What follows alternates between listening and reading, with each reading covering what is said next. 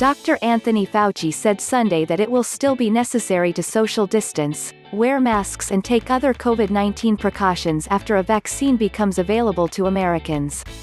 I would recommend to people not to abandon all public health measures just because you've been vaccinated, Fauci told CNN anchor Jake Tapper on State of the Union.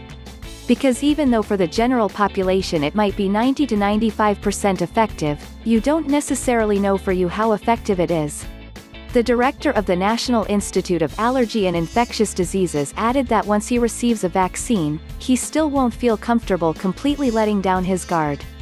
I can feel more relaxed in essentially not having the stringency that we have right now, but I think abandoning it completely would not be a good idea, Fauci said.